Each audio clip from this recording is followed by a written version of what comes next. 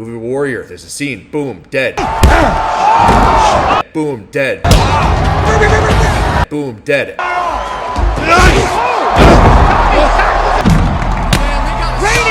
Every single year at the games, no one has a chance.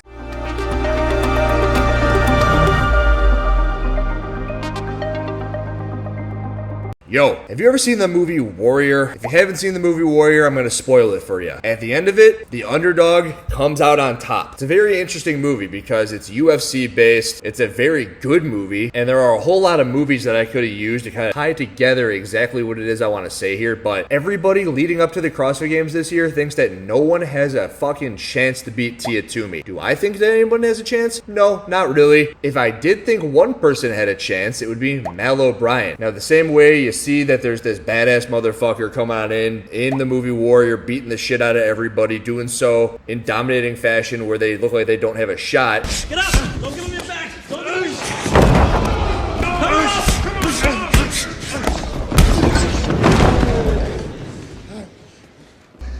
You owe me $200. You see Tia Toomey go to the semifinals and basically win. Did she win? She won every single event. You see that she wins previous games by hundreds of points. No one has any reason to think that anyone's going to be anywhere near close. Then you insert the fact that Mat OBrien is working with Mat Fraser. Mat Fraser, who is somebody who had trained with Tia Toomey for a couple of years, and it makes it a little bit interesting. I don't think that this is a narrative that has been spanned anywhere ever. I don't know that for certain, but I know that it's an original thought because it was actually won by my fiance Alexis. We're watching the freaking Fittest documentary, and she goes, "Hey, do Mat and Tia even talk anymore?" And then I was like, I just got over watching every single second of the semifinals. And what I remember was I was seeing the Tia cam, and I saw Mat Fraser there, and I don't see any Mat and Tia cam. I saw no coverage of them together. And then I also thought, I don't see very many pictures of them on the internet together. And while it's not necessary for these people to prove that they're friends to me any longer, all I can think is that there was a time where Mat Fraser and Rich Froning had a little bit of a bump in heads, and Mat Fraser and CrossFit had a little bit of a bump in heads because he went on Joe Rogan, and where he had a chance to completely pump up the CrossFit world, it didn't seem like he pumped up the CrossFit world. I don't think he necessarily put the CrossFit world down, and a lot of people in the CrossFit world were like, how dare you not say that we're the best thing ever? He doesn't have to do that. And I actually really liked the Joe Rogan podcast with Mat Fraser. I've referenced it recently, but a lot of people in the world thought that he did a disservice to CrossFit on that. Mat Fraser seems like the type of guy who's going to do what he wants to do when he wants to do it, and in this case, he wants to work with Mat OBrien. He wants to try to help somebody become the next biggest thing in the space. And I believe that he would do that and only that and not give a shit about anything else. That has to go with possibly how Tia Toomey thinks that he's going about doing these things. So if you're Tia Toomey, you're sitting over there and you go, I worked with this guy for 2 years. We know everything about each other. We know how quick each other's paces are on this. We know each other's max lifts. We know what we were thinking when we go through this scenario or that scenario. And now we've got Mat Fraser working with Mat OBrien. And he goes, okay, when Tia's here, she's going to do this. Her max snatch is this. Her max back squat's this. We know that Mat Fraser said that he doesn't want to post anything onto the internet about any of his lifts or any of his times, his splits, whatever.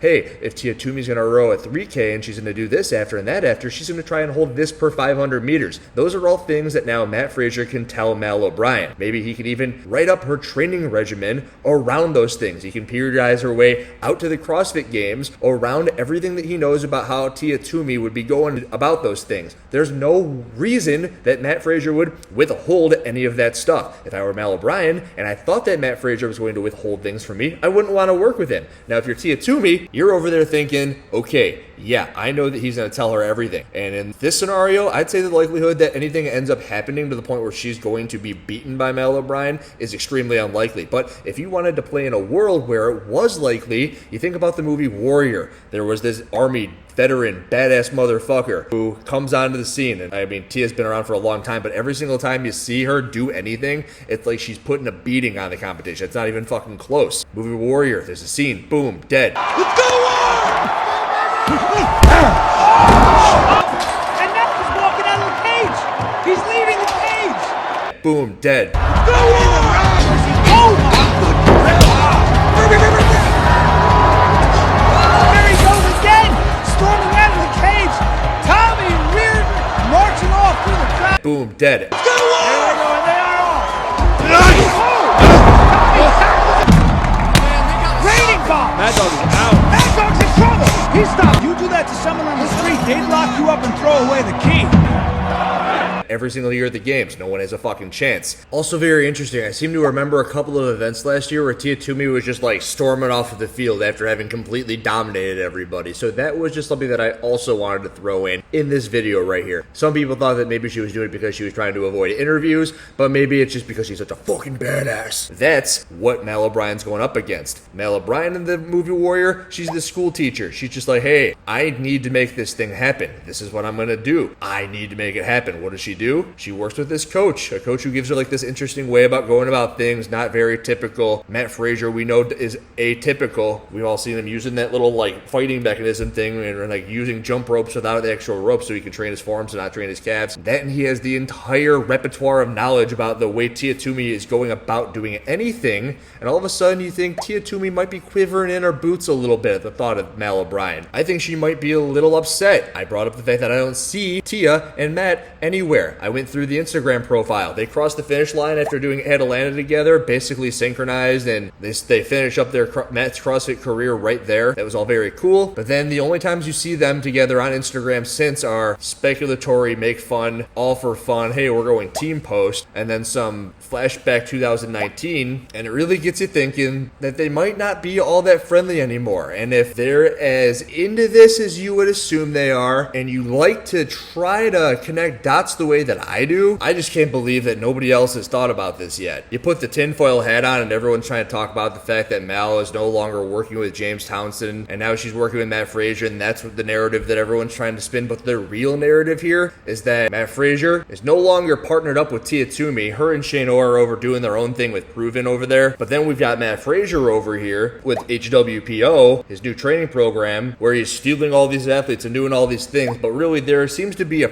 break in the relationship between Tia and Matt, where he is now on this side of the world training Mal O'Brien, trying to make her the new dominating force. And then we've got Tia Toomey over here like, that motherfucker, he's gonna tell her everything. She's gonna know everything. She's gonna take me down. He's giving her kryptonite. Now she knows that I can only hold my breath for 1 minute and 47 seconds. And event number 3 at the CrossFit Games is a max effort breath hold, and Mal's only gonna do it for 1 minute 48 and not 1 second longer. What does Tia know about Mal? All she knows is that she's beat her a couple of years in a row, but she also knows that the trajectory for Mal is like she's just going faster, higher and higher. She's freaking 19 years old. Maybe her freaking back squat was 300 pounds 3 weeks ago, and now it's 400 pounds this week. She doesn't know what to expect. What do I expect? I still expect Tia Toomey to win the CrossFit Games. But at the very minimum, I'd like to point out the fact that you don't see Matt and Tia together anymore. I would speculate that there might be a little bit of animosity there. And again, the only reason I can draw that conclusion is because you no longer see them together on the internet. You don't see them together very much at these events. I didn't see them together at all. And remember, I don't know shit about fuck. I'm not their friend. They actually probably very much don't like me. I know for a fact that Mal O'Brien doesn't like me. She blocked me on the internet. And I'm actually kind of doing exactly what I said was stupid the other day, which was sitting in the comments section speculating. So understand that this is all for fun.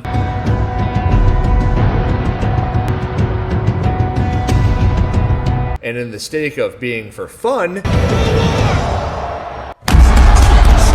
and if this were very cool,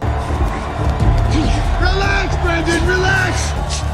Get out of there! I would say that just like in the movie Warrior, Mal goes the distance. Why are we here? Why are we here, Brendan? Why are we here? Are we here to win this fight? You don't knock him out, you lose the fight. You don't knock him out, you don't have a home. Uses Tia's strength against her and takes her the fuck down. And that'd be super duper cool.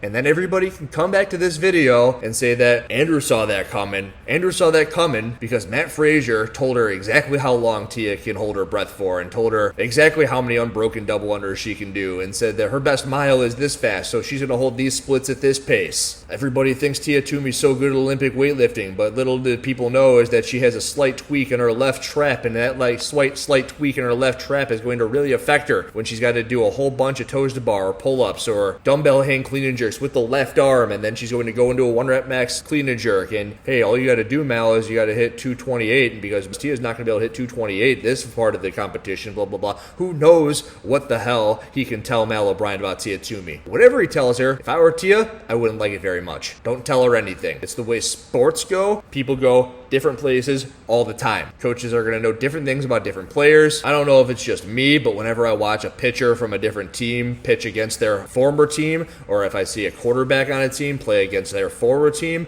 that pitcher or that football player doesn't do quite as well as they would against people who don't know everything about them, the way that their former team would. So in this case, Tia is the former member of the team. Fraser is the coach, and Mal is the person who's going to be using everything that she can against this person to possibly come out on top. What do you guys think? Do you notice the same shit that I do? This one's just a for funsies video, of course. I swear to God, if you start enraging people in comment sections in a negative way, I will kill you. Andrew Hiller out.